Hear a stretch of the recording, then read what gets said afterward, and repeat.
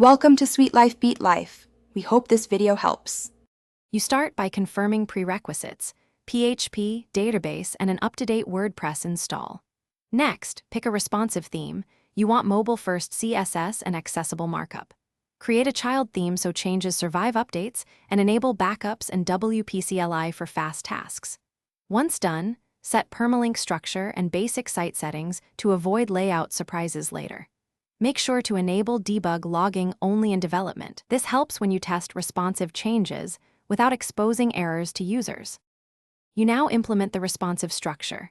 Code mobile-first CSS using Flexbox and Grid, then layer breakpoints for tablet and desktop. Add responsive images via src set and sizes so browsers select proper assets. This improves performance. Use theme.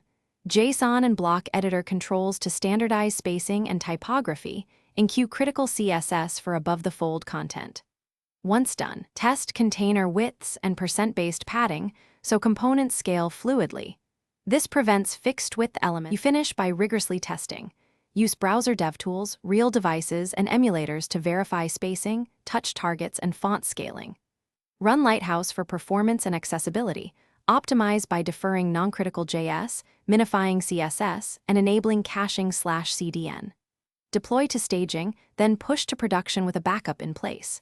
If something goes wrong, inspect media queries, box sizing, and plugin CSS overrides. Revert the child theme commit and reapply changes incrementally to isolate the issue quickly.